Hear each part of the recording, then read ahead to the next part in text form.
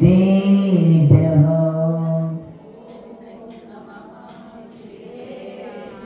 ॐ नमः सिद्धेभ्यः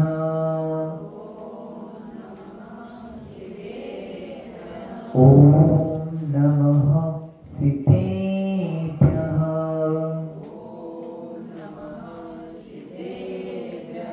नमः श्रीवर्धमानाय निर्धूतकलिलात्मने सालोकानां त्रिलोकानां यद्विद्यादर्पणायते यद्विद्यादर्पणायते यद्विद्यादर्पणायते। जे बोलो 24 भगवान की जे बोलो देवादेव मूलनायक 1008 बाल ब्रह्मचारी पार्श्वनाथ भगवान की देवादेव मूलनायक 1008 कुंदुनाथ भगवान की देवादेव मूलनायक 1008 बाल ब्रह्मचारी मल्लीनाथ भगवान की सिद्धांत शास्त्र की आचार्य भगवान श्री समर्थभद्र स्वामी की 20वीं सदी के प्रथमाचार्य चक्रवर्ती समाधि सम्राट गुरुनाम गुरु आचार्य श्री शांति सागर जी महाराज की संत शिरोमणि आचार्य गुरु श्री विद्यासागर जी महाराज की प्रातस्मरणीय शांत मूर्ति वासरत्नाकर आचार्य गुरु श्री सन्मत सागर जी महाराज की मोहम्मद दीक्षावर युवा सम्राट कांति रत्न आचार्य गुरु श्री चंद्र सागर जी महाराज की परम पूज्य आचार्य गुरु श्री समय सागर जी महाराज की अहिंसामय विश्व धर्म की परम पूज्य श्री सागर जी महाराज की जय। समस्त मुनि संघ की जय। भोईजी हो काल आचार्य भगवान समर्थ स्वामींनी सम्यक दर्शनाची महिमा सांगताना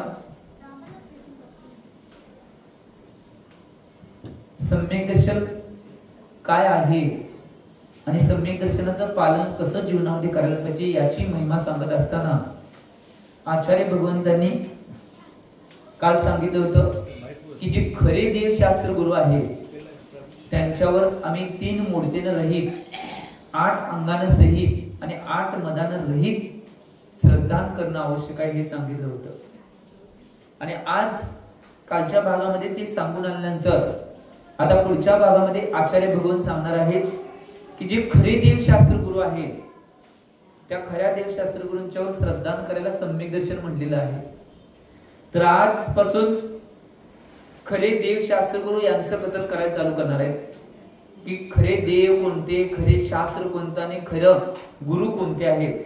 याच्याच या 5 नंबरच्या गाथेमध्ये आचार्य भगवान सर्वज्ञ आप्त आहेत त्यांचं स्वरूप सांगणार आहे की जे सर्वज्ञ आप्त आहेत त्यांचं स्वरूप आपल्या समोर उद्घाटित करणार आहेत की या सर्वज्ञ आप्तांचं स्वरूप कशा पद्धतीने असावं, आपण आपल्या जीवनामध्ये त्या तशा रूपाला बघून त्या खऱ्या देवांच्या जवळ जायचंय याच्यासाठी हे कथन करत आहेत। पहिल्या गाथापर्यंत सुपरीने आचार्य महाराजांनी काय म्हणले ते पाहूया। आप्तेन छिन्न दोषेन आप्तेन छिन्न दोषेन सर्वज्ञेनागमेशिना सर्वज्ञेनागमेशिना भवितव्यं नियोगेन भवितव्यं नियोगेन ज्ञानता हैप्तता भवेत् ज्ञानथा हैप्तता भवेत् आप्तेन छिन्न दोषेन सर्वज्ञेनागमेशिना भवितव्यं नियोगेन ज्ञानता हैप्तता भवेत्।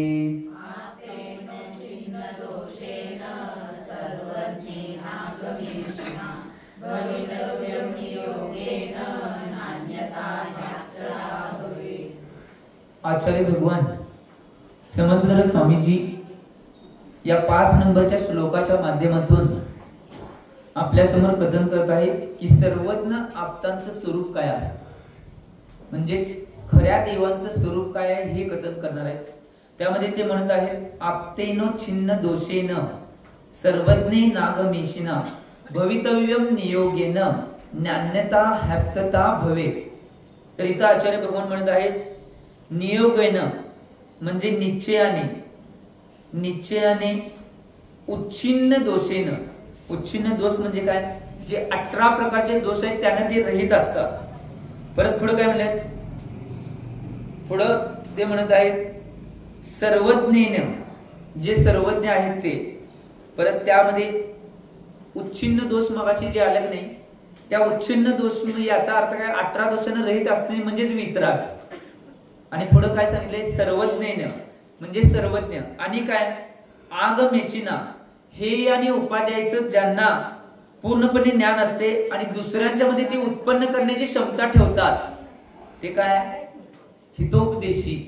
आपण म्हणतो हितोपदेशी, हित आणि अहित याचा उपदेश की खरोखर कशामध्ये हित आहे कशामध्ये अहित आहे, किंवा हे उपादेय काय त्यागण्यायोग्य आहे काय ग्रहण करण्यायोग्य आहे याचं दुसऱ्यांना सांगत असतात आणि स्वतः त्यांच्याजवळ ते असते। म्हणून ते त्यांना काय म्हणले आगमेशिना, त्याचं जे प्रतिपादन करणारे आहेत।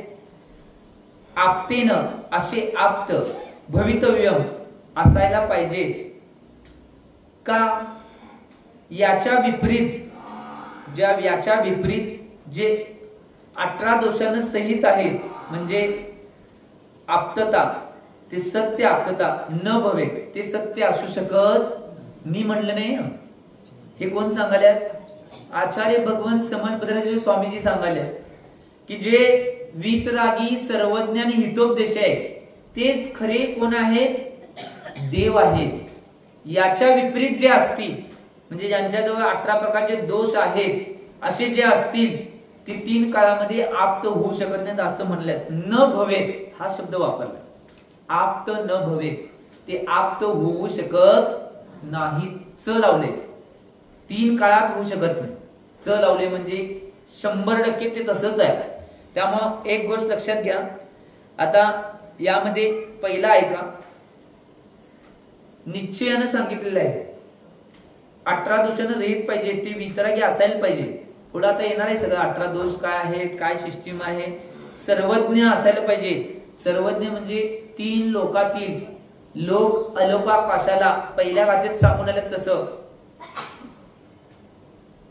सांगितलं नाही, सालोकानाम त्रिलोकानाम हा शब्द आला होता। तर त्याचप्रमाणे ते 3 लोकांना आणि अलोकाकाशाला कशाना प्रमाणे दर्पणाप्रमाणे जाणणारे असायला पाहिजे, त्याला सर्वज्ञ म्हणलेले आहे। आणि काय आगमेशिना म्हणजे हे उपादेय हे काय आहे याचा विश्वास उत्पन्न करणारे किंवा या शास्त्राचं प्रतिपादक करणारे, ते सांगणारे। बाकीचं काय सांगण्याची आवश्यकता नाही, हेच तेवढे सांगायला पाहिजे। तुमच्या जीवनात खरोखर तुम्ही काय त्याग करायला पाहिजे, खरोखर काय ग्रहण करायला पाहिजे हे सांगणारे खरे देव आहे। बाकीचं काय सांगणारे बरेच जण आहेत, काय म्हणलो मी बाकीचं सांगणारे बरेच जण आहेत, परंतु खरे जे आहे मला एक सांगा, पृथ्वी तलावर आता तुम्ही इकडे सगळीकडे फिरताय की, सगळ्या पृथ्वीवर काय गेला नचिला, परंतु तरी बी इकडं तिकडं भारतात फिरताय, भारताच्या बाहेर गेला आजला कोण कोण नाही सांगाले हो। तर सगळीकडे फिरताना मला सांगा, सगळ्या जगात कुठे बी जावा, त्या सगळ्या जगात सगळ्यात मौल्यवान काय आहे सांगा मला, काय सोनं हिरे माणिक मोती आहे की नाही, बरोबर आहे। ते जास्त आहे काय, जास्त आहे ते तुमच्या घरामध्ये सोनं जास्त आहे, बुट्टीनं किंवा खोली भरून ठेवलाय असं आहे काय, नाही केवढा आहे, एवढं असेल एवढं असेल एवढं, त्याच्या पुढे काय नसणार आहे। त्याचप्रमाणे या जगामध्ये तुम्ही इकडे तिकडे कुठेही फिरा, जे सत्याचं कथन करणार आहेत, सत्य सांगणार आहेत आणि सत्य असणार आहेत ते कमीच आहे, ते जास्त असणार नाहीत। जे असत्याचं कथन करणार आहेत ते जास्त प्रमाणात आहे, ही गोष्ट लक्षात घ्या। जे असत्याचं कथन करणार आहेत ते जास्त प्रमाण आहेत, परंतु सत्य कथन करणारे हे थोडेच आहेत। परंतु आम्ही स्वतः विवेकी असून जरी ती समजून घेत नसेल तर आमच्यासारखा मूर्ख दुसरा कोणी तुम्ही म्हणला, मी काय तुम्हाला म्हणलो नाही, तुम्ही आणि म्हणणार महाराज आम्हाला मूर्ख म्हणताय। एक गोष्ट लक्षात घ्या, आम्ही जर या गोष्टींना जाणत नसेल, आमच्याजवळ तो विवेक नसेल, तर 3 काळामध्ये आम्ही श्रावक होऊ शकत नाही. कारण की श्रावक कुणाला म्हणलंय? जो श्रद्धावान आहे, जो विवेकवान आहे, जो क्रियावान आहे, तो खरा श्रावक आहे. इकडचं आहे, इकडचं आहे आणि मधलंच नाही. इकडचं बी होत नाही आणि इकडचं बी होत नाही. काय म्हणलं मी? कळलं? श्रावक मध्ये 3 शब्द आहेत. श्रावक मध्ये श्र, व आणि क हे 3 शब्द आहेत. श्र म्हणजे श्रद्धा, व म्हणजे विवेक आणि क म्हणजे क्रिया. या 3 गोष्टी आहेत. एक गोष्ट लक्षात घ्या, इकडचं कोण माझ्याकडे आहे म्हणत असतील, इकडचं माझ्याकडे आहे म्हणत असतील, परंतु मधलं नसेल, तर हे दोन्ही बी नाही. आणि एक गोष्ट लक्षात, इकडचं आहे म्हणला तर इकडलं आपाप असणार आहे आणि इकडलं भविष्यात प्राप्त करू शकतो. इकडचं आहे म्हणला, इकडचं 2 नाही म्हणला तरी काय उपयोग नाही. काय म्हणलं मी? कळलं? कळलं काय? मराठी भाषेत समजावून सांगितलं. एक गोष्ट लक्षात घ्या, सगळ्यात जीवनामध्ये महत्वाची 2 गोष्टी आहेत. सगळ्यात महत्वाची गोष्ट काय असेल तर श्रद्धा सगळ्यात महत्वाची आहे. सम्यक दर्शन सगळ्यात महत्वाचं आहे. कारण की जोपर्यंत समीचीन श्रद्धा होणार नाही, तोपर्यंत आमच्याजवळ ज्ञान येणार नाही. समीचीन ज्ञान म्हणजेच विवेक आमच्याजवळ येणार नाही. ही गोष्ट लक्षात ठेवा. ज्या क्षणाला तुम्हाला सम्यक दर्शनाची प्राप्ती होते, त्या क्षणाला तुमच्याजवळ असलेले सगळं विपरीत ज्ञान सुद्धा समीचीन ज्ञानामध्ये कन्वर्ट होते. गौतम गंधर्व ज्यावेळी मानस्तंभाचं दर्शन घेतलं त्यांनी, त्यांच्याजवळ एवढं ज्ञान होतं की आता त्या पृथ्वी तलावर महावीरांच्या नंतर कोणाकडे तेवढं ज्ञान नसेल एवढं ज्ञान त्यांच्याकडे होतं, परंतु ते विपरीत होतं. परंतु ज्यावेळी त्यांना मानस्तंभाचं दर्शन झाल्यानंतर त्यांचा सगळा मिथ्यात्व निघून गेला आणि सम्यक दर्शनाची प्राप्ती ज्यावेळी झाली, त्यावेळी ते सगळं विपरीत ज्ञान समीचीन ज्ञान बनलं गेलं. म्हणून लगेच भावना झाली, वैराग्य लगेच उत्पन्न झालं. कारण की समीचीन ज्ञान जर असेल तर वैराग्य उत्पन्न होते. ज्याच्याजवळ खरं ज्ञान आहे, खरं ज्ञान म्हणजेच वैराग्य आहे. काय म्हणलो मी? खरं ज्ञान म्हणजेच वैराग्य आहे. आणि आम्हाला अजूनपर्यंत नुसतं आम्ही ज्ञान करून घ्यालोय, परंतु खरं ज्ञान झालं नाही, वैराग्य होणार नाही. आत्मज्ञान ही ज्ञान आहे, शेष सभी अज्ञान. आत्म्याचं ज्ञान होणं हेच खरं ज्ञान आहे. बाकीचं सगळं ज्ञान आहे ते काय आहे? अज्ञान आहे. आम्ही चिंतन करणं आवश्यक आहे. म्हणून जे आप्त आहेत, आप्तांचा विषय चालू म्हणजे हा विषय मी काढलेला आहे. एक गोष्ट लक्षात घ्या, ते 18 दोषांना रहित असणार आहेत आप्त. ते सर्वज्ञ असणार आहेत आणि ते हितोपदेशी सुद्धा असणार आहेत. दुसऱ्याच्या हिताचाच उपदेश देणार आहे. कुणाचं वाईट होऊन दे म्हणजे कधी उपदेश देणार नाही. काही कोण म्हणलं की महाराज ह्याच्या वाईटासाठी तुम्ही उपदेश द्या, नाहीच देणार त्यांनी. वाईट व्यक्ती जरी असला, विपरीत असलेला व्यक्ती जरी असला, तर त्याला सुद्धा उपदेश देताना ते की नाही, जे खरे आप्त आहेत ते त्याला सुद्धा उपदेश देताना, किंवा खरे शास्त्र आहे किंवा खरे गुरु आहेत ते त्यांना सुद्धा उपदेश देताना सत्य उपदेश देणार, त्याचं हित होणारा, त्याचं कल्याण होणाराच उपदेश देणार. ही गोष्ट लक्षात घ्या. त्यामुळे तोटा कधी, खरे देवशास्त्र गुरूंच्या सानिध्यात गेल्यावर तोटा कधी होणार नाही, फायदाच आहे. आम्ही कसं बी असून दे, काय म्हणलं मी, आम्ही कसं बी असून दे, परंतु आम्ही ज्यावेळी खरे देवशास्त्र गुरूंच्या सानिध्यात जाणार आहे, त्यावेळी खरे देवशास्त्र गुरु आमच्या कल्याणाचा आणि हिताचाच उपदेश आम्हाला देणार आहेत. हे मात्र 100% खरं. ही गोष्ट लक्षात घ्या. त्यामुळं आम्ही आप्तांचं खरं स्वरूप आहे ते जाणून घेऊन जेवढं काही करता येईल तेवढं करणं आवश्यक आहे. कारण की एक सगळ्यात महत्वाची गोष्ट काय असेल, जे आप्त आहेत ते आप्त खरे असणं आवश्यक आहे. त्यांच्या जवळच आम्ही जाणं आवश्यक आहे. आज काय जण बरेच जण प्रश्न विचारतात की महाराज मग काय वेळेला व्यवहार करायला लागतोय आम्हाला. मला एक सांगा, व्यवहार करायला लागतोय म्हणून तुम्ही कधी तुमचा प्राण दिलाय? नाही. व्यवहार करायला लागतोय म्हणून तुम्ही प्राण देऊ शकत नाही का? महाराज माझा जीव जाईल की हो, काय सांगायला तुम्ही? एक गोष्ट लक्षात घ्या, तुमची एक फक्त जीव जाईल म्हणून इच्छा असते, व्यवहारामध्ये मी प्राण देणार नाही. परंतु जर व्यवहारानुसार जर बाकीच्या क्रिया तुम्ही मिथ्यात्वाच्या करत गेला तर किती प्राण जाणार आहेत बघा, किती भावामध्ये, याच्याकडे लक्ष द्या. पहिला एक प्राण जाणार आहे तिकडे आमचं लक्ष आहे, परंतु किती भावाभावातले प्राण जाणार ते याच्याकडे आमचं लक्ष नाही. त्याच्याकडे लक्ष देणं आवश्यक आहे. काही झालं तर आम्ही कुठल्याही गोष्टीला व्यवहाराच्या अपेक्षेनं 3 काळामध्ये असत्याला स्वीकारता कामा नये. आम्ही सत्याचीच बाजू धरणं आवश्यक, ही गोष्ट महत्वाची आहे.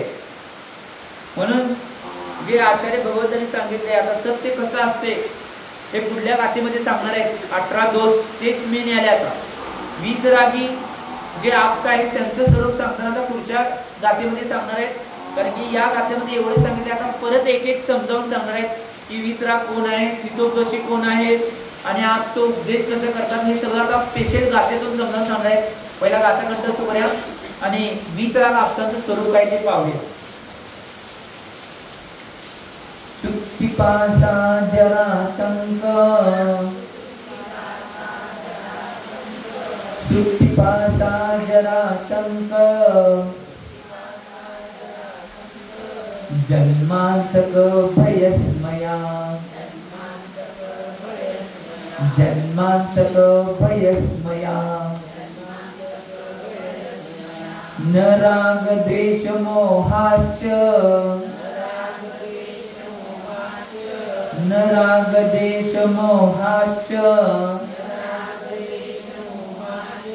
यस्याप्तो स प्रकृतते, यस्याप्तः स प्रकृतते. पिपासा जरासंध, जन्मांतक भयस्मया, न राग द्वेष मोहाश्च, यस्याप्तः स प्रकृतते.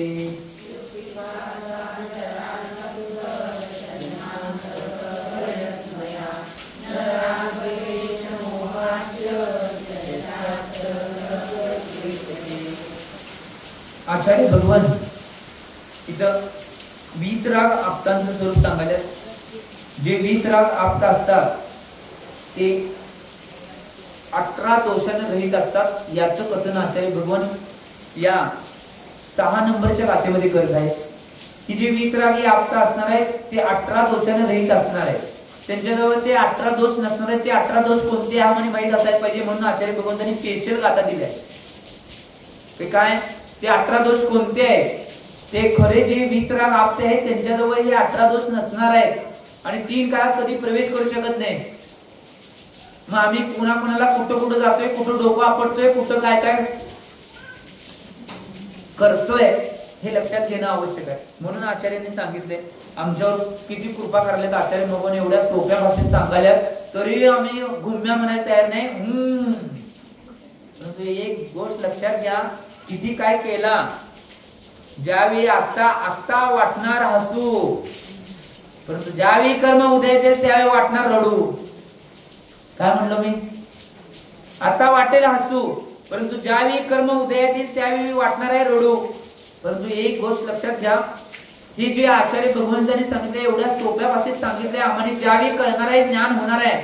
आचार्य भगवंत ग्रंथात काय म्हणतात माहिती काय, अज्ञानी जर कोणी माणूस असेल आणि तो जर या सगळ्या गोष्टी करत असेल, त्याला माहितच नाही, तो करत असेल तर त्याला पाप कमी आहे. परंतु ज्याला सगळं ज्ञान आहे, हे सगळं असं आहे, तरी सुद्धा तो करतोय, त्याला पापाचा डोंगर बांधणार आहे डोक्यावर. ही गोष्ट लक्षात घ्या. मी सांगितलं नाही, मी फक्त पोहोचवायला, मी पोस्टमन आहे. या आचार्यांचं पत्र तुमच्याकडे पोहोचवायचं, त्या आचार्यांचं पत्र त्या आचार्यांचं सगळ्यांचं तुमच्याजवळ आणून पोहोचवायचं. त्याचं कुठलं पत्र घ्यायचं, कुठलं परत पाठवायचं, कुठलं ठेवायचं, हे कोण विचार करायचा आहे.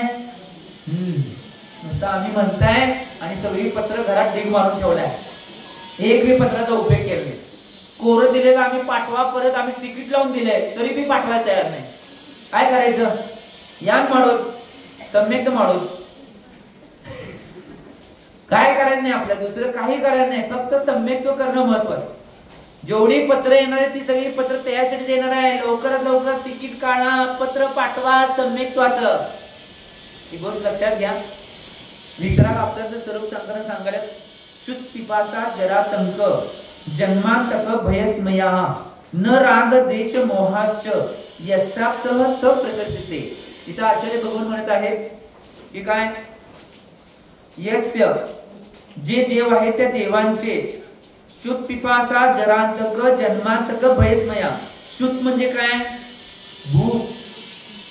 शुत म्हणजे काय? भूक. पिपासा म्हणजे काय? तहान. माहिती आहे सगळं. त्यानंतर सांगितलेलं आहे, त्या पुढे सांगितलंय शुत पिपासा जरा. जरा म्हणजे काय? म्हातारपण. त्यानंतर म्हणलेलं आहे जरा आतंक म्हणजे रोग.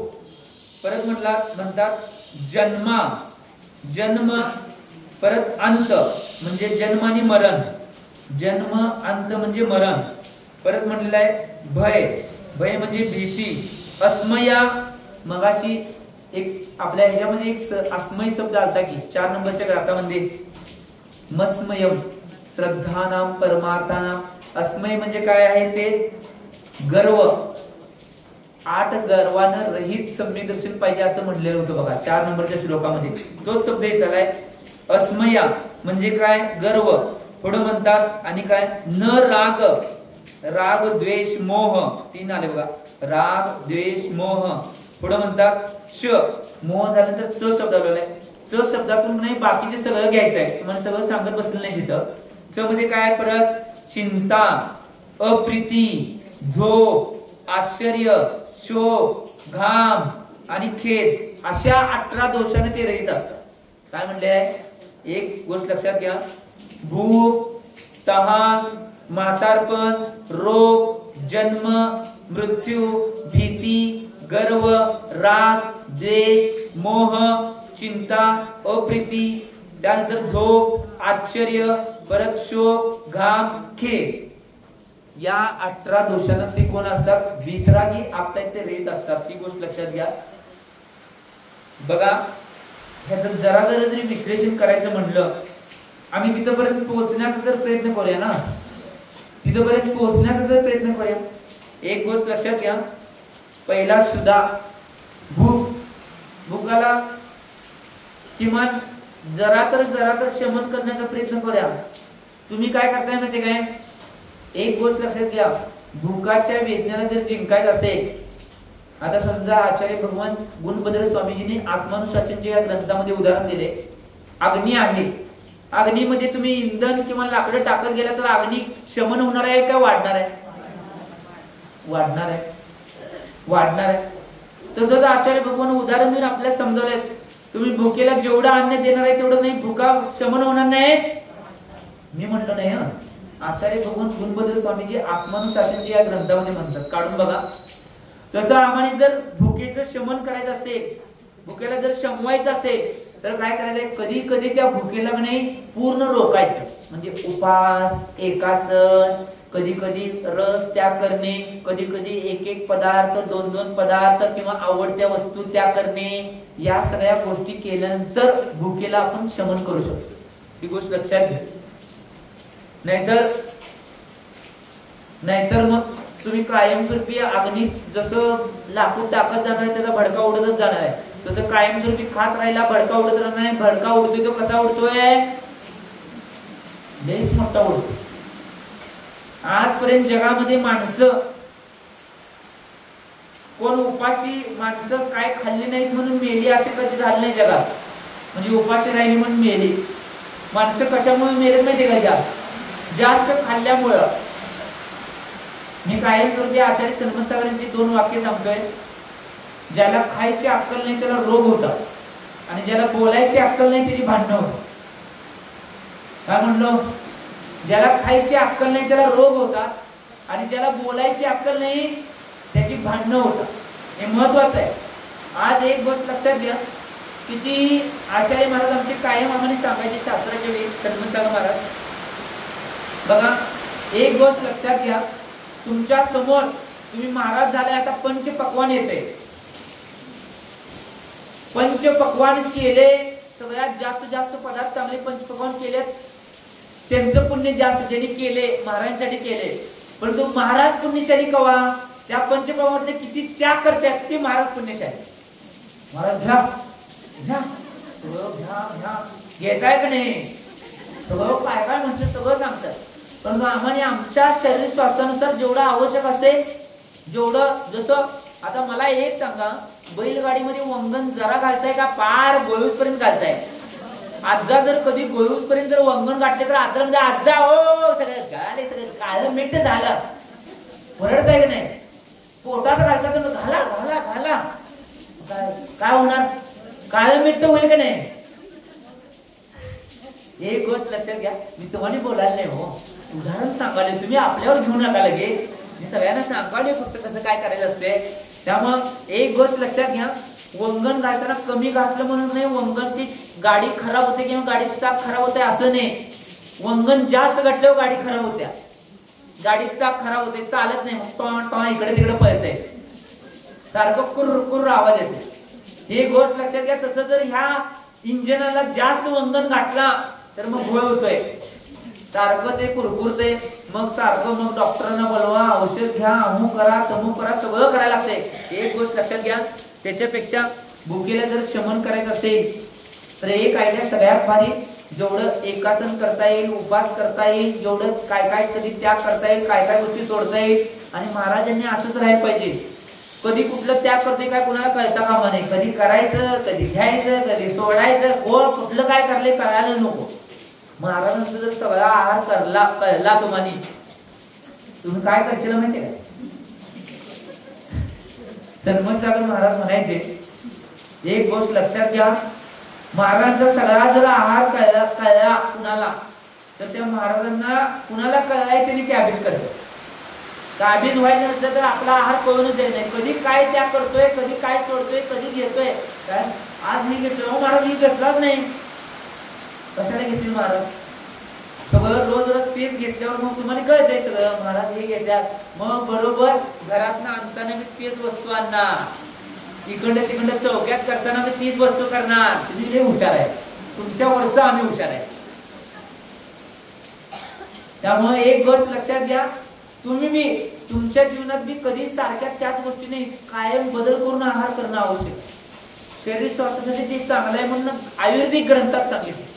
मी हे सांगाले यासाठी, काय सांगाले, फक्त अभक्ष्य वस्तू घेऊ नका. नाहीतर अभक्ष्य वस्तू घेणार आणि आम्हाला म्हणणार महाराज तुम्ही सांगितलंय आम्ही खाल्ला आणि तब्येत बिघडली. अभक्ष्य खाल्ल्यावर बिघडत नाही तर चांगलं होईल व्हय. म्हणून भुकीचा विषय चालू आहे. भुकेला जर शमवायचं असेल तर जेवढं तुम्हाला त्याला एक कानफड्यात मारता येईल भुकेला तेवढं मारायचा प्रयत्न करा. आज तुला मिळणार नाही म्हणजे आचार्य महाराज एक उदाहरण सांगायचं सांगतो आणि पुढे जातो. राजस्थानमध्ये एक हिंदू साधू होता, राजस्थान. आणि एक दिवस काय झालं म्हणजे सकाळी उठल्यानंतर भगवंताची भक्ती वगैरे तो केला. हिंदू साधू होता परंतु घरातले इकडे तिकडे मागून तो खायचा. परंतु सकाळी भक्ती वगैरे भगवंतांची केला आणि बसला होता आणि अचानक तुझ्या डोक्यात काय विचार आला कोणास ठाऊक, आज आपण दालबाटी करून खायची म्हणून विचार. राजस्थानातला एक आवडता पदार्थ आहे दालबाटी. तुमचं महाराष्ट्रात कसं पुरणपोळी आणि शिखरण आहे की नाही, तसं राजस्थानचं आवडतं काय दालबाटी. दालबाटी म्हणजे काय, एवढे एक तर कणकीची गोळे करायचे किंवा गोल करायचं आणि त्याला काही दिस्तवार भाजायचं किंवा तुपात तळून घ्यायचं, याला बाटी म्हणतात. आणि डाळ म्हणजे काय, चांगला तडका मारलेली ह्याची डाळ करायची. वरण कशाचं, मुगाळ डाळीचं नव्हा, तुरीच्या डाळीचं, बरोबर हुशार, त्याला डाळ म्हणतात, त्याला दाल बाटी म्हणतात. तेव्हा महाराजांचे भाव झाले. भाव झाल्यावर महाराजांनी काय केलं माहिती आहे, इकडच्या तिकडच्या घरामध्ये गेले, कुणाकडं काय मागितलं, कुणाकडं काय मागितलं, कुणाकडं काय मागितलं. आता दाल बाटी करायची महाराज आहे, त्यांच्याकडे काय बाकीचं नाही, सगळ्यांच्याकडे मागून आणले आणि स्वतःच्या इथं झोपडीत घेऊन आले आणि त्या दिवशी सुंदर अशी दाल बाटी तयार केली. आता वास एवढा सुगंधित आलाय दालबाटीचा, सुंदर दालबाटी तयार केल्या आणि पाणी संपलं. खायच्या आधीच पाणी संपलं होतं. मग काय म्हणते माहिती काय, पहिला खायच्या आधी पाणी आणून घेऊन येऊया आणि मग खायला बसा, म्हणजे काय झालं तर पाणी असावं म्हणून गेले पाण्याला. पाणी आणायला घडा घेऊन जात होते. जाताना मनात विचार आला, आज तुझ्या मनानं तुला दालबाटी मागितलीस, एवढ्या घरात सगळं काय काय मागून आणलं तर दालबाटी केला, उद्या गुलाबजामुन मागे, परवा दिवशी पुडी कचोडी मागे, सगळं देत बसणार आहेस मनाला. किती जणांच्या जवळ हात पसरायला लागेल या मनामुळं. आज तुझ्या मनाला तुला गप बसवायला लागेल, मनाला अक्कल घडवायला लागेल. असं मन सांगितल्यावर खरोखर मनात संकल्प केला. पाणी घेऊन आले, झोपडीत गेले. झोपडीत गेल्यानंतर पाणी तांब्याने घटा घटा घटा पाणी पिले आणि तिथंच झोपडीच्या बाहेर मुलं खेळत होती, त्या मुलांना बोलून सगळी दालबट्टी वाटून टाकली. त्या दिवशी त्या साधून जर दालबट्टी खाल्ली असती, उद्या ते मन गुलाबजामुन मागितलं असतं, परवा दिवशी पुडी कचोडी मागितलं असतं, ठरवा दिवशी आणि काय तर मागितलं असतं. रोज किती जणांच्याकडे काय काय मागायला जायचं. म्हणून त्या दिवशी मनाला एक चपराक दिल्यानंतर खरोखर एक गोष्ट लक्षात घ्या, त्या दिवशी त्यांनी मनाला जी चपराक दिली ती योग्यच होती आणि त्या दिवसानंतर त्यांचं मन कुठलेही काही सांगू शकत नव्हतं. तसं आम्ही भुकेच्या वेदना कमीच्या असेल तर कधी कधी चपराक द्यायला लागतात, लई रोज रोज मग म्हणतो महाराज आज काहीच घेतलं नाही हो, म्हणून आम्ही तुमचं ऐकणार आहे. वे तुम्ही किती बी करा वाटा होता, आम्ही बी आहे. हा कळलं काय? त्यामुळे एक गोष्ट लक्षात घ्या, त्या गोष्टीमध्ये जेवढं एक व्यक्ती तितक्या प्रकृती, व्यक्ती तितक्या प्रकृती आहे आणि व्यक्ती तितक्या संस्कृती आहे. आचार्य भगवान धौलाजी ग्रंथामध्ये वीरसेन स्वामीजी म्हणतात, व्यक्ती तितकी प्रकृत्या आणि व्यक्ती तितकी संस्कृत्या. याचा अर्थ काय? त्या व्यक्तीच्या मनामध्ये काय चालू असते तीच प्रकृती येते आणि तो त्या प्रकृतीतून वागतो तीच संस्कृती आहे. ही गोष्ट लक्षात ठेवा. त्यामुळे आम्ही जेवढं काही सरळ करता येईल तेवढं करण्याचा प्रयत्न करायचा, पुरुषार्थ करायचा. म्हणून पहिला शुद्धा आहे, त्यानंतर तहान. तहानला सुद्धा शमवायचं असेल, आम्ही कधी लक्ष देत नाही हो. एवढं शमवते कधी कधी 1 तास 2 तास जरा तहान लागली तर थांबवण्याचा प्रयत्न करा. ते प्रॅक्टिस झालं तर भविष्यात संलग्नाचं प्रॅक्टिस होईल, नाही तर होणार नाही. जरा जरा झालंय मला काय सण होईना, मी जाणार आणि पाणी पिणार, कुठनं बी पिणार तर पिणार, हे असं जर म्हटलं तर भविष्यात समाधीचं प्रॅक्टिस कधी होणार नाही. ही गोष्ट लक्षात ठेवा. जेवढं थांबवता येईल. आता महाराजजी माताजी असतील, ब्रह्मचारी असतील, बघा स्टेजवर कार्यक्रमाला बसले, सकाळी एकदा स्टेजवर 1ला बसले की परत तुमचा कार्यक्रम 5 वाजेपर्यंत तसंच बसले असत. कुठली भूक आणि कुठली तहान आणि कुठल्या वेदना आणि कुठल्या काय लघुशंका असेल, दीर्घशंका असेल, कुठल्याही त्यावेळी सगळ्यावर कंट्रोल संयम ठेवला का? कारण की या गोष्टी चालू आहेत, त्यांना त्या सगळ्या गोष्टीतून जावं लागते. त्यांच्या जीवनामध्ये ही प्रॅक्टिसच झालेली असते. परंतु तरी सुद्धा प्रॅक्टिस झाला असतं तरी परत आणि त्या मनाला कंट्रोल करून तिथं रोखावं लागतं. ही गोष्ट प्रॅक्टिस झाली म्हणून रोज मन ऐकते असं नाही. त्या मनाला सारखं सारखं सारखं थोबाडीत लावायला लागतं तर मन ऐकते, नाहीतर मन आणि उड्या मारतेच. बहिणाबाई चौधरी जसं म्हणतात, मन वडाय वडाय आता होतं जमिनीवर बघता बघता गेला आबाळ. तसं आमची गत होणार. आमचं मन आत्ता येत आहे. मनाचा वेग सांगताना आचार्य भगवान कार्तिकेय स्वामीजींनी कार्तिकेय अनुप्रेक्षा ग्रंथामध्ये सांगितलंय, आमच्या मनाचा वेग किती आहे माहिती तुम्हाला? एका समयामध्ये असंख्यात किलोमीटर. काय म्हटलं मी? एका समयामध्ये, सेकंद नव, समय म्हणजे काय माहितीये? सेकंदाचा असंख्यात्वा भाग म्हणजे समय. अजून विज्ञानाला बी समयाचा शोध लागला नाही. आम्ही अनादी काळापासून लिहून ठेवले शास्त्रात. सेकंदाचा असंख्यात्वा भेद म्हणजे समय आणि त्या एका समयामध्ये असंख्यात किलोमीटर हे मन जाऊ शकतं. आता तुमची भावना झाली, तुमची मुलगी किंवा मुलगा अमेरिकेत आहे, मुलगी काय करत असेल झाले की मन गेलं बघा. कुठे गेलं? अमेरिकेत. सेकंदात व्हायचं आधीच गेले, पोहोचले तिथं. काय करत असेल, कसं करत, नवऱ्यासोबत फिरायला गेले का, कुणाच ठाव कुठं असेल, काय असेल, कसे असेल, कुणाचं सगळं आठवण सगळं मनात चालायचं, मन पोहोचलेलं असेल. आणि मी जी विधी सांगते ती भाव संकलन विधी, त्यात मन तुमचं कुठं कुठं जाते बघा. भाव संकलन विधी काय माहिती तुम्हाला? कधी वेळ आल्यावर सांगतो, थोडा आता वेळ नाही, आता आपलं वेळ चालू आहे जे बघूया. त्यानंतर तिसरा आहे जरा. जरा म्हणजे काय?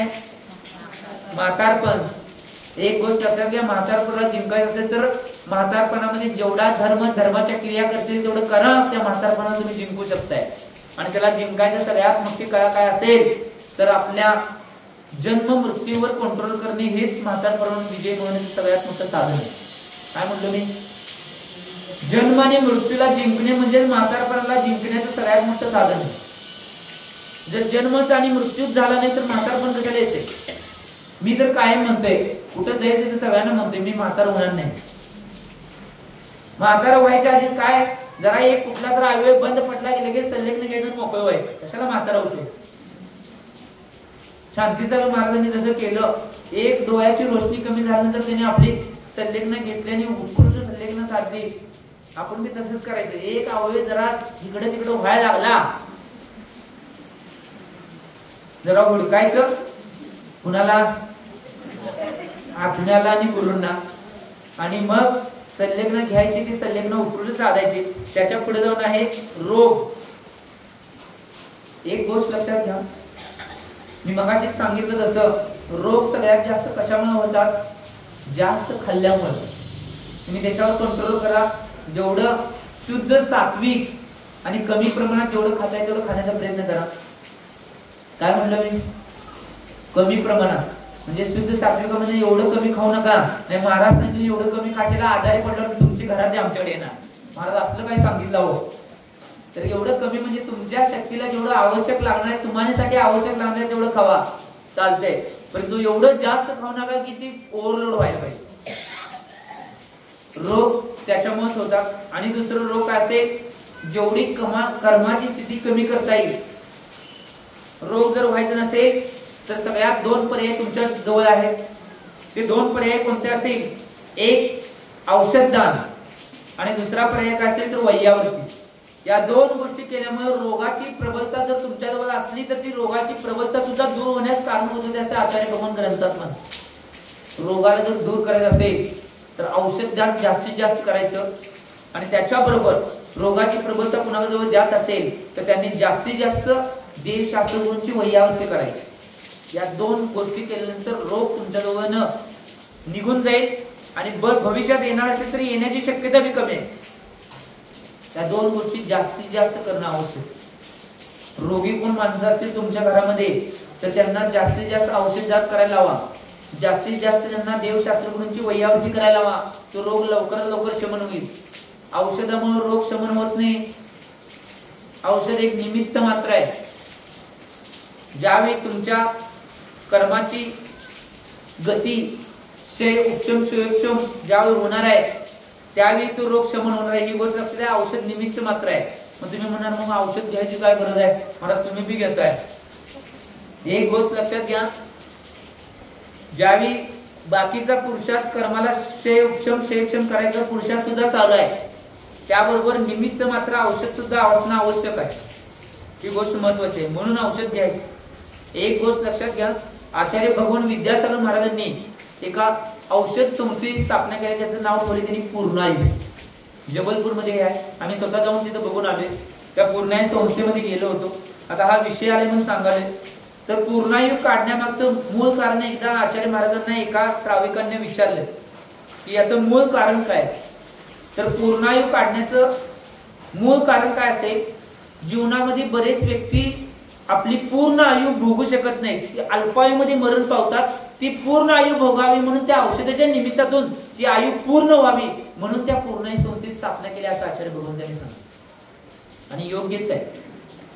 निमित्त मात्र औषधाच्या निमित्तानं जर तुमची आयु पूर्ण तुम्हाला मिळाली तर त्या औषधामुळे निमित्त मात्र झाली म्हणून त्याला पूर्णायू नाव दिले. ही सगळ्यात महत्वाची आहे. तुम्ही जीवनात चिंतन करणं आवश्यक आहे. त्याच्या पुढे जाऊन आहे जन्म आणि मरण. आता जन्म आणि मरणला रोखायचं आहे. कसं रोखायचं आहे? जन्माला आणि मरणला रोखायचं असेल तर लवकरात लवकर तिकीट काढणं आवश्यक आहे. कशाचं?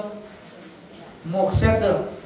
मोक्षाला जातात जेवढ्या लवकरात जाता येईल तेवढ्या लवकरात ते तिकीट काढला तर जन्म मरणापासून तुम्ही वाचू शकताय. ही गोष्ट लक्षात घ्या. त्या जन्म मरणापासून वाचण्याचा सगळ्यात उत्तम पर्याय मोक्षाचं तिकीट लवकर काढा. किती तिकीट आहे आपल्याकडं? किती आहे? 4 तिकीट आहेत. पहिलं तिकीट दिगंबर दीक्षा घेणे. एक हे तर तिकीट काढा. हे जमत नसलं दुसरं तिकीट आर्यिका दीक्षा घेणे. ते तिकीट जमत नसेल तिसरं प्रतिमाधारी बनणे. तिसरं तिकीट ते बी जमत नसेल चौथं तिकीट सम्यक दर्शन प्राप्त करणे. ते जी जमत नसेल तुमच्या घरला जावा. काय म्हणलो? या 4ही तिकिटापैकी एक तिकीट आमच्या जीवनामध्ये आम्ही घेणं आवश्यकच आहे. किती बी काय पुरुषार्थ करायला बोलले, जर आमचं जीवन सार्थकी घालवायचं असेल धर्मात आम्ही धर्माच्या क्रिया करत असेल, धर्म करत असेल तर धर्म क्रिया करत असताना या 4 तिकिटापैकी एक तिकीट आम्ही घेणं आवश्यकच आहे, तरच कल्याणाचा मार्ग आहे, नाहीतर डोंबिवली सुद्धा मिळणार नाही. काय म्हणलो? या 4 तिकिटापैकी एक तिकीट जर काढला तर तुम्हाला कल्याणाचा मार्ग मिळणार आहे, नाहीतर डोंबिवली सुद्धा मिळणार नाही. डोंबिवली इथे जवळ असून सुद्धा मिळणार नाही, कल्याण तर मिळायचं लांब. मी चिंतन करायचं, आमचं जीवन सार्थकी लावायचंय. बरेच वर्ष आम्ही धर्म करतोय, धर्माच्या क्रिया करतोय, धर्माचे आचरण करतोय, देवशास्त्र गुरूंच्या सानिध्यात आहे असं तुम्हाला जर वाटत असेल तर आम्ही आमच्या जीवनामध्ये चिंतन करणं आवश्यक आहे. या 4 तिकिटापैकी एक तिकीट तर मी काढणारच, आणि जर एक तिकीट काढलं असेल तर दुसऱ्या तिकिटात पोहोचण्याचा प्रयत्न करणार, दुसरं तिकीट काढलं असेल तिसऱ्या तिकिटात पोहोचण्याचा प्रयत्न करणार, तिसरं तिकीट काढलं असेल तर चौथ्या तिकिटात पोहोचण्याचा प्रयत्न करणार. अशी भावना ठेवा, तरच तुमचं कल्याण होणार. नाहीतर 3 काळात कधीही कल्याण होणार नाही, ही गोष्ट लक्षात घ्या. विषय चालू आहे जन्म आणि मरण, तिकीट काढणं आवश्यक आहे म्हणून सांगितलं. ज्यावेळी विधान असतात, वेगवेगळे मोठे कार्यक्रम असतात, पंचकल्याण असतात, प्रतिष्ठाचार्यजी, विधानाचार्यजी सारखं म्हणतात, सावधान, मोक्ष को जाने वाली ट्रेन छूट रे, यात्रीगण ध्यान दे, अपना अपना सम्यक दर्शन का तिकीट आरक्षित कर ले म्हणतात माहितीये. तरी आम्ही सावधान होत नाही. महाराज हे काय सांगाले तुम्ही? आम्ही ज्यावेळी गाठ बांधली तेव्हा सावधान किती वेळा म्हणले तरी सावधान झालो नाही. तुम्ही सांगाले सावधान व्हा. शुभमंगल सावधान म्हणले तेव्हा सावधान झालो नाही, आणि तुम्ही एवढं सांगून होणार आहे वे आम्ही झालता तेव्हा? त्यावेळी सुद्धा तुम्हाला सावधान म्हणलं होतं, शुभमंगल सावधान, सावधान व्हा, लग्न करू नका. तरी बी आम्ही ऐकले हळूच पडद्यावर नो.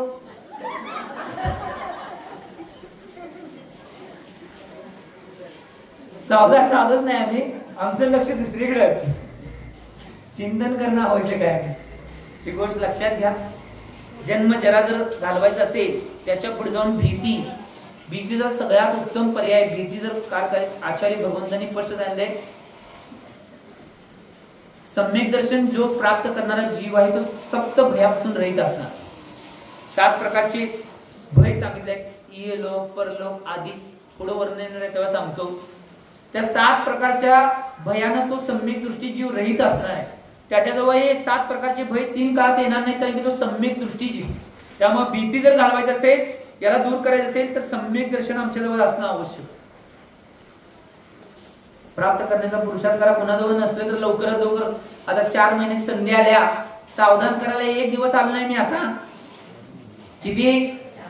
4 महिने सावधान करणारच आहे. 104 105 दिवस आहे, त्यावेळी 106 दिवसात चातुर्मास आहे का 5 दिवसात आहे? किती आहे? मेजलाय आम्ही मेजत असतोय, त्यातली गेली आता 6-7 दिवस.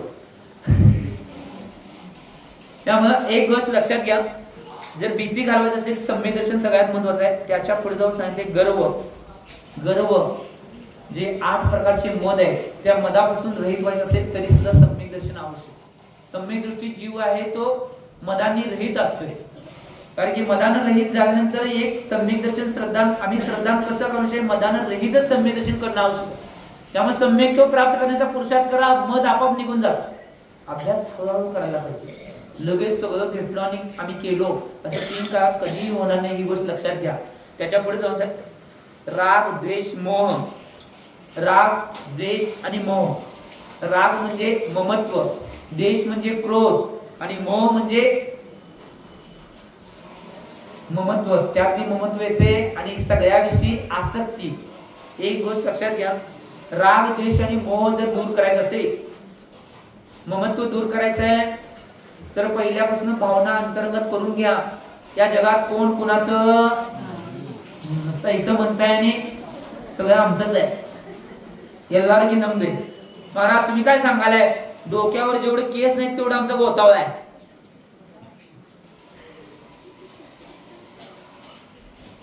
ते म्हणलं की सगळं अडकलाच बघा. त्यामुळे ममत्व सोडायचं असेल तर सगळ्यात जास्त काय करा माहिती काय, जेवढं जास्त लवकर ममत्व तुम्हाला सोडायचं असेल, म्हणजे राग सोडायचा असेल, जास्तीत जास्त मंदिरात येऊन बसा. काय म्हणलं मी? एका ठिकाणी आचार्य भगवंतांनी नीतिकारांनी सुद्धा म्हणलेलं आहे, घर में ममता निर्माण होते और मंदिर में समता निर्माण होते. जर ममत्व जर सोडायचं असेल तर आम्ही मंदिरामध्ये आल्यानंतर ममत्व त्यावेळी निश्चित रूपानं ममत्व दूर व्हायला मदत होणार आहे. कारण की मंदिरात भगवंतांचं जे आभा मंडळ आहे त्या आभा मंडळामध्ये आम्ही बसलेलो असतो आणि नुसता भगवंताचं नसते तर देवशास्त्र गुरूंचं आभा मंडळ मंदिरामध्ये मिळते. आता तुम्हाला तर देवशास्त्र गुरूंचं मिळालंय, जर चातुर्मासला महाराज नसते तर तुम्हाला 2 आभा मंडळ मिळाले असते. आता चातुर्मासला महाराज म्हणजे किती आभा मंडळ? देवांचं सुद्धा आहे, खऱ्या देवांचं, खऱ्या शास्त्रांचं आहे आणि खऱ्या गुरूंचं आभा मंडळ सुद्धा प्राप्त आहे. त्यामुळे जेवढं ममत्व त्याग करायचं असेल जास्तीत जास्त मंदिरात येऊन बसा. 4 महिने जर मंदिरात येऊन बसला जास्तीत जास्त, 4 महिन्यानंतर घरलाच जातो. काय म्हणलो अहो? 4 महिने जर जास्तीत जास्त मंदिरात काढला, 4 महिन्यानंतर घरलाच जात नाही. 4 महिने होतेच नाही. कोणास मग राग, द्वेष आणि मोह या सगळ्या गोष्टी सोडण्यासाठी आम्ही या गोष्टी जर केल्या आणि क्रोधाला जर जिंकायचं असेल तर क्षमा सगळ्यात उत्कृष्ट औषध आहे. जेवढ्या लोकांना किती मोठं तुमच्याविषयी जरी पाप केलं असलं, किती तुमच्याविषयी क्रोध केला असेल, किती तुमच्याविषयी काय केलं असेल, किती तुम्हाला मारला असेल, तरी सुद्धा त्या जीवाला क्षमा करण्याची भावना अंतरंगात ठेवा. आम्हाला नुसता एक चिमटा घेतला की एवढा राग येतोय, लगेच आतमध्ये येतो. परंतु भगवान पार्श्वनाथांचं बघा, पार्श्वनाथ भगवान बनायच्या आधी त्यांच्या पहिल्या ज्या शेवटच्या भावामध्ये कमट आणि त्यांचा किती विघ्न आणि किती द्वेष आणि किती मोठा क्रोध त्या कमटानं पार्श्वनाथांचा केला, तरी प्रत्येक समयाला त्या पार्श्वनाथांनी त्यांना क्षमाच केली म्हणून ते पार्श्वनाथ भगवान झाले. आम्ही क्रोधाला उत्तर क्रोधाने देतोय म्हणून आम्ही पार्श्वनाथ होऊन झालो. काय म्हणलं मी? आणि क्रोधाला उत्तर क्रोधाने देतोय म्हणून आम्ही पार्श्वनाथ बनून झालोय. आणि क्रोधाला उत्तर देणं आवश्यक आहे ते क्षमेनं. कितीही काय झालं तर त्या व्यक्तीला क्षमा करून टाका, सोडून द्या. परंतु एक गोष्ट लक्षात घ्या, तुम्ही म्हणणार महाराज आता तुम्ही सगळं म्हणालाय त्याच्यावर चिंतन आपण नंतर करूया. पुढचा विषय आहे तो चिंता आहे. चिंता, एक गोष्ट लक्षात घ्या, आचार्य भगवान विद्यासागर महाराजजी स्तुती आणि दोहा शतक मध्ये म्हणतात की चिंता मरे हुए आदमी को जलाती है और चिंता जिंदा आदमी को जलाती है. आचार्य भगवंतांनी काय म्हणले? जी चिता आहे, चिता म्हणजे अग्नी, ती अग्नी आहे ती मेलेल्या माणसाला जाळते.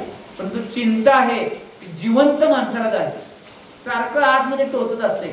मी याचं म्हणजे एक गोष्ट लक्षात घ्या, तिचं काय झालं, त्याचं काय झालं, तिचं काय झालं, तिचं काय झालं, तिचं काय, तुझं काय झालं ते बघ.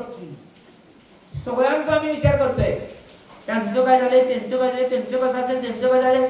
एवढ्या एका चिंतेमुळं 5 पांडवांमध्ये 2 भावांनी फक्त भावांचं कसं होत असेल एवढं चिंता केली म्हणून त्यांना मोक्ष मिळाला नाही, ते सर्वात सिद्धीमध्ये गेले.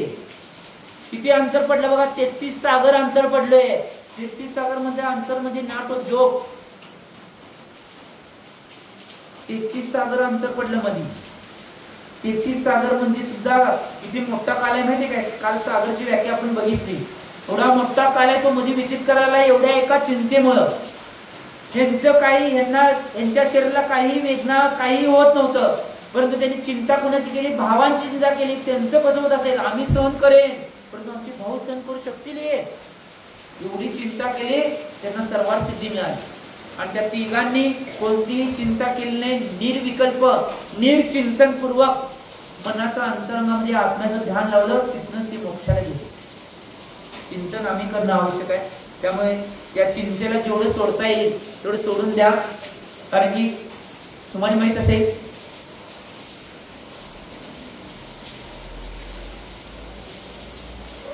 आचार्य भगवंतांनी चिंतेविषयी बऱ्याच ठिकाणी वेगवेगळे चिंतन केलंय. आमचं मन आहे ते मन सगळं एक चिंता करतंय. त्या मनाला जेवढ्या आवडता येईल तेवढं आवडण्याचा प्रयत्न करा. कारण की मन एक असं आहे, तुम्ही योग्य दिशेला मनाला वळवला तर ते मोक्षाला घेऊन जाणार आहे, आणि त्या दिशेला न वळवता तसंच मोकळं सोडला तर ते तुम्हाला नरकाला घेऊन जाणार. काय म्हटलं मी? आचार्य भगवान पूजपाद स्वामीजी इष्टोपदेशच्या संस्कृत टीकेमध्ये एक त्यांनी श्लोक लिहिलेला आहे. संस्कृत टीकेमध्ये मेन गाठेमध्ये ना टीकेमध्ये आचार्य भगवंत पूज्यपाद स्वामीजी त्यामध्ये म्हणतात, जलेन जनितम पंकम, जलेन जनितम पाप, जलेन जनितम परिशुद्धे, मनसेव जनितम पापम मनसेव परिशुद्धे. अतिशय सुंदर दोहा आहे. जलेन जनितम पंकम, जलेने परिशुद्धे. समजा कुठल्या त्या ठिकाणी पाणी पडलं, जलेन जनितम पंकम, पंक म्हणजे चिखल. कुठल्या जर ठिकाणी पाणी पडलं तर तिथं पाण्यामुळे काय होणार आहे, चिखल होणार आहे. आणि त्या चिखलात तुमचा पाय पडला तर ते पाय शुद्ध करायला काय पाहिजे, ज्याच्यामुळे चिखल झाला तेच पाणी तुमचा चिखल धुवून काढणार आहे. तसंच मनसेव जनितम पापम, मनसेव परिशुद्धे. आचार्य भगवंत पूज्यपाद स्वामींनी म्हणले, आमच्या मनामुळे पाप होणार आहे आणि ते पाप जर धुवायचं असेल तर त्याला कारणभूत काय होणार आहे, आमचं मनच होणार आहे. त्या मनाला आम्ही निश्चित रूपाने आवरणं आवश्यक आहे. म्हणून मी म्हणलो, डायव्हर्ट कुणाला करायचं असेल तर मनाला मोक्षाच्या दिशेने डायव्हर्ट करा. मनाला मोकळं सोडू नका. जर मोकळं सोडला तर ते कुठेही जाऊ शकतं. आचार्य भगवंत विद्यासागर महाराजांनी मूकमातीची या महाकाव्यामध्ये सुद्धा म्हणलेलं आहे, अरे ये श्वान सा मन में जप तप संयम से इसे रोध पाता, पर ये श्वान सा मन फिर बाहर कहा जाता और मल ढूंढ केला. आचार्य भगवंतांनी काय म्हणलेलं आहे, मनाला आचार्य भगवंतांनी स्वतःच्या मनाला मूकमाती लिहित असताना त्यांनी दुसऱ्यांच्या नाही स्वतःच्या विषयी लिहिली होती. फक्त मातीचं वर्णन आणि त्या कुंभाराचं वर्णन करताना कलश कशा तयार होते ह्याचं वर्णन आचार्य भगवंतांनी मूकमाती महाकाव्यामध्ये केलेलं आहे. तर ते आचार्य भगवंत स्वतःला म्हणतात, स्वतःचं मन आहे ते कसं आहे, ते मन आहे ते कुत्र्याप्रमाणे म्हणजे श्वान प्रमाणे आहे. ज्याप्रमाणे किती आम्ही त्या श्वानला नाही चांगलं चांगलं खाऊ खायला घातलं पण तो कधी तर बाहेर सोडला तर ती मल जाऊन खाऊनच येते. तसं आमचं मन आहे ते त्या श्वान प्रमाणे आहे. आम्ही किती मनाला बांधून ठेवण्याचा प्रयत्न केला, जरा मोकळे सोडला कुठं फिरते पुन्हा, मग मन हुडकून आणते. हुडकून आणल्यावर लक्षात येते, अरे मन गेलं काय, उशीर गेलं कुठं, उशीर गेले, पोचले, आणले हुडकून काय, ही गोष्ट लक्षात ठेवणं आवश्यक आहे. म्हणून चिंता, अप्रीती याचा अर्थ काय आहे, अप्रीती म्हणजे काय, ज्याच्याजवळ तुमच्या मनात द्वेष क्रोध आहे अशा व्यक्ती आला तर काय मनात उत्पन्न होते, अप्रीती. आणि तुमच्या जर आवडता व्यक्ती, तुम्हाला चांगलं म्हणणारा व्यक्ती जर शेजारी बसला तर काय निर्माण होते, प्रीती. अप्रीती म्हणजे काय सांगायला, समजा तुमची मैत्रीण आहे, पहिला चांगली कट्टर पक्की मैत्रीण होती पहिला, आता समजा एक दिवस त्या मैत्रिणीमध्ये तुमचं भांडण झालं आणि भांडण झाल्यानंतर पहिलंच दसलक्षण आलं आणि तुम्ही सकाळी येऊन पाटावर येऊन पण सगळा डबा ठेवून गेलाय. आता भाव सकाळपासून किती चांगला आहे, मी उपास करणार, मी दसलक्षण असं होणार, मी काही बोलणार नाही कुणाला, सगळं चांगले भाव ठेवणार असे भाव होते बघा. आणि तुमच्या शेजारी एक डबा ठेवला, तुम्ही येऊन बसला तिथं, शेजारी एक डबा ठेवलेला, योगायोगाने थोड्या वेळाने शेजारा डबा ठेवणारी ती जिच्या संग भांडण झाले ती मैत्रीण झाली, ही आहे होय झालं बघा. मगाच्यानं सकाळच्यानं एवढं चांगलं सुंदर भाव होते मनामध्ये, मी कर्माचे निर्जळ करणार, मी असं वागणार, मी उपास करणार, आता कुठे गेलं. यालाच प्रीती आणि अप्रीती म्हणतात.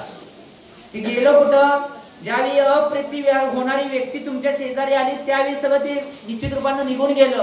परंतु हेच आचार्य भगवंत सांगतात, हे जिंकायचं आहे, आमच्या जवळ हे नाही म्हणून भगवान त्याच्या जवळ हे आहे म्हणून ते खरे भगवान आहे, आमच्या जवळ नाही म्हणून आम्ही माणसांच्यात आहे. आम्हाला भगवत पदाला प्राप्त करायचं असेल तर या प्रत्येक गुणावर अभ्यास करणं आवश्यक आणि चिंतन करणं आवश्यक आहे. आणि चांगला व्यक्ती आले, हा ये बस बस, काय जागा मी खरेदी केलाय ना, बस बस म्हणायला.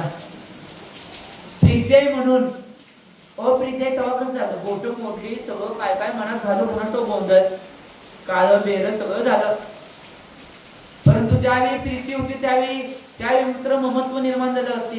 एक गोष्ट लक्षात घ्या, कधी कधी क्रोध बरा आहे परंतु ममत्व लय घातक आहे. काय सांगितलं मी? कधी कधी क्रोध बरा आहे, कधी कधी म्हणालोय मी क्रोध करू नका सांगाले, जर असला तर कधी कधी क्रोध बरा आहे परंतु ममत्व त्याच्यापेक्षा वाईट आहे. क्रोध कधी सुटेल हो, ममत्व सुटायचं लय अवघड आहे, लय अभ्यास करायला. आमचे आचार्य महाराज सांगायचे कायम की बाबांनो तुम्ही लय चांगला आहे, संसारच केला नाही, तुम्हाला सोडायचं लय सोपं आहे. काय आई वडिलांना तेवढं सोडायचं आहे, तुमचं कोण बोचावं नाही, काय नाही, सोडलाय निवांत झालाय. आम्हाला सोडायचं म्हणजे एकदा बाशिंग बांधलंय ते आता बाशिंग सगळं तोडायचं. तुम्हाला नुसतं तुम्ही एकच घर त्याग करताय, आम्हाला 2-2 घर त्याग करायचं आहे. एक आमचं स्वतःचं आणि बायकोचं घर, त्यांचे आई वडील, त्यांची पाहुणे सगळं सगळ्या त्या गोतावल्या ह्या गोतावल्या सगळ्यांना मनवूस पर्यंत घाई येत्या. म्हणून आम्ही म्हणत होतो बाळ ब्रह्मचर्यापेक्षा जे लग्न करून दीक्षा घेते ते श्रेष्ठ आहे एका अपेक्षेने. का? आणि आम्हाला बाळ ब्रह्मचर्याने काय माहिती काय, लगेच नुसता एक आमचं जे ममत्व आहे, आई वडिलांचं नातं आहे, बहिणीचं भावाचं नातं, तर तेवढं त्याग करायचं आणि ह्यात यायचं आहे. काय लय अवघड नाही. परंतु ज्यांचं लग्न झाले असते ती सगळी घरं सगळी परिवार सगळा होतावला एकापेक्षा एक मुंगीगत चिकटलेले असतात, त्या सगळ्यांना बाजूला करायचं आणि यायचं आहे. तेवढं सोपं आहे ते, तेवढं सोपं नाही. म्हणून एक गोष्ट लक्षात घ्या, आम्ही आमच्या जीवनामध्ये अप्रीती कधीही करता म्हणे जेवढं कमी करता तेवढं करा. त्यानंतर झोप, आश्चर्य, झोप, निद्रा, जर निद्रा म्हणजे कमी घ्यायची नाही, झोप कमी करायची नाही सोडा. नाही झोप कमी करशील आणि खऱ्या डोक्याला आमच्या तुमच्या घरात आमच्याकडे येणार. मला हे काय सांगून गेला शिकवून, आणि जेवढी झोप घ्यायला पाहिजे तेवढी घ्यायला पाहिजे. परंतु झोप कशी घ्यायला पाहिजे, आयुर्वेदिक शास्त्रानुसार आचार्य भगवंतांनी ग्रंथात सांगितलंय. आचार्य भगवान उग्रादत्ती स्वामीजी कल्याण कार्यक्रमजी नावाच्या ग्रंथामध्ये सांगतात की झोप घ्यायचे ते आयुर्वेदिक लवकर झोपायचं आणि लवकर उठायचं. मराठीमध्ये म्हणले की लवकर निजे लवकर उठे त्याला खरे स्वास्थ्य सापडे. काय म्हणलो मी? लवकर निजे लवकर उठे त्यांना खरे स्वास्थ्य सापडे. आज सकाळची काय माहिती, सगळीजण झोपते 12ला, उठते 8ला 9ला. एक गोष्ट लक्षात घ्या, याच्यामध्ये श्वास आयुर्वेदिक ग्रंथामध्ये स्पष्ट लिहिलेलं आहे 12च्या आतमध्ये जी झोप होते ती झोप दुप्पट आहे. काय म्हणलो मी? 12च्या आतमध्ये जी झोप होणार आहे ती दुप्पट झोप असणार आहे, आणि 12च्या नंतर आहे ती झोप नाही तर झोपेचं सोंग आहे. काय म्हटलं मी? हे मी सांगितलं नाही, आयुर्वेदिक ग्रंथामध्ये आचार्य भगवंतांनी सांगितलंय. म्हणून तुमच्या मुला मुलींना जर चांगली सवय लावायची असेल तर 9, 9:30ला किंवा 10ला मुलं झोपायला पाहिजेत आणि 4ला 4:30ला उठायला पाहिजे. हे स्वास्थ्याला सगळ्यात उत्कृष्ट आहे म्हणून सांगितलं. काय म्हटलं मी? कळलं? याला खरी झोप म्हणतात. नाहीतर आज बरीच लोक असे आहेत की त्या बऱ्याच लोकांना हे झोपेचं आणि खाण्यापिण्याचा समतोल न राहिल्यामुळं झोप येत नाही, शरीर स्वास्थ्य बिघडाले, शरीराच्या सगळ्या व्याधी निर्माण व्हायल्यात. याचं मूळ कारण तेच आहे. सगळ्यात पहिला एक कार्य करा, माझ्याजवळ जर कोण पेशंट आला, काय तर विचारले की माझा आयुर्वेदिक ग्रंथाचा अभ्यास केला जरा हे सांगा. पहिला त्यांना काय सांगते म्हणजे मुलं मुली जर असतील, तरुण असतील तर त्यांना पहिला मी उपदेश काय देते माहिती आहे? लवकर झोपायचं आणि लवकर उठायचं. हे पहिला चालू करा. आजकालची एक मुलं अशी आहेत, एक गावात एक नग अशी बघतोय मी, नग म्हणाले नग, अशी महाभयानक नग आहेत एक गावात. एक मुलं अशी आहेत की तुम्ही 11, 12 सोडावं, एक मुलं 2, 2:30ला झोपतात आणि उठतात की दुपारी 2, 1ला. अशी मी नग बघितलं मी चातुर्मासात बऱ्याच ठिकाणी. अशा कुठल्या गावात एक नग होता की रात्री 2:30ला झोपत होतो. परंतु मी चातुर्मासात त्या गावात गेल्यावर नाही, मी नियम केला, तू जर आहारला माझ्या चौक्यामध्ये आलास तर कर सुटणार नाही, तर कर सुटणार नाही उपास. 4 महिने गप. नाही आला तर कमिटी गाडी घेऊन जीप घेऊन हुडकून येत होती. एक दिवस नुसता 9:30ला आहारला उठलो, तुम्ही 9:30ला जाऊन बसलेलो चौक्यात. 9:30 कुठं मुलगा दिसला म्हणून करच सुटला की महाराज सोडावं, काय चुकलं आमचं, सोडावं सोडावं सोडावं पुढची म्हणाल्या, पण काय सुटेना. मग एकाला आठवलं, अरे तो मुलगा कुठं आहे? नाही म्हटलं. मग कमिटी गाड्या काढून हुडकून कुठल्या गावाला गेलं, तिथनं 11:30ला आणलं. 11:30 पर्यंत तसंच बसलो. 11:30ला कर सुट. पण तो एक गोष्ट लक्षात घ्या, त्या मुलगासाठी जे केलं आयुष्यामध्ये त्या मुलग्याचं कल्याण झालंय आता का 4 महिन्यामध्ये ज्या ज्या काही चांगल्या गोष्टी होत्या त्या शिकत गेला आणि चांगलं एवढं त्याच्या जीवनामध्ये झालं की आज निश्चितपणे योग्य मार्गावर. महाराज कधीच सगळं महाराज चांगल्या वाईटासाठी करतात. बऱ्याच जणांना काय काय वाटतं हे काय करतात नाटक पिटक महाराज चालू आहे काय काय जण म्हणतात, परंतु ते महाराजांना आणि महाराजांच्या भगवंतांना आणि खऱ्या देवांना माहितीये की महाराज कशासाठी काढले. आज बरीच जण असं जे धार्मिक असतात ते सुद्धा मी स्पष्ट तुमच्या समोर बोलाले कारण की मला कधी माघार बोलायला तुम्ही डायरेक्ट बोलणारा माणूस आहे. आज धार्मिक असणारे सुद्धा बरीच व्यक्ती म्हणतात कोण महाराजांच्या जवळ कधी मंदिरला येणारा व्यसन करणारा जरी कोण व्यक्ती आला तर लगेच ह्यो कशाला आला इथं. पण तो एक गोष्ट लक्षात घ्या, महाराजांच्या जवळ यायला म्हणजे त्याची भावना आहे सुधारण्याची, त्याची भावना आहे चांगलं होण्याची. त्याची जर भावना असेल आणि तुम्ही जर त्यामध्ये अंतराय गाठला तर एक गोष्ट लक्षात घ्या, तो अंतराय बांधणार तो अंतराय तुम्हाला जीवनात जगू देणार नाही व्यवस्थित. मी काय सांगितलं आठवलं. त्यामुळे अशी कोण व्यक्ती येत असेल तर जास्त पाठवून द्या. चांगला होत असेल तर होऊन दे की हो तुमचं काय जाते महाराजांचं आणि त्याचं जाणार आहे. काय गेलं तर तुमचं काय जाणार आहे. आम्ही काय आहे either here not here hanging in the air. आम्ही दुसरी उपायाकडे मधीच आहे, तिकडे बी नाही आणि तिकडे बी नाही, आम्ही लटकत बसलोय. आम्ही चिंतन करणं आवश्यक आहे. त्यामुळे तुम्ही चिंतन करावं. आचार्य भगवंतांनी सांगितले त्यानंतर आश्चर्य शोक घाम हे कमी करायचं असेल तर त्या गोष्टी त्या प्रमाणात करणं आवश्यक आहे. खेद आणि खेद सुद्धा कधी मनात कुठलाही खेद घेता कामा नये. खेदाची जी गोष्टी आहेत ते सोडण्याचा प्रयत्न आणि पुरुषार्थ आमच्या जीवनामध्ये आम्ही करणं आवश्यक आहे. त्याच वेळी या सगळ्या गोष्टी होतील, नाहीतर 3 काळामध्ये कधीही गोष्टी होणार नाही.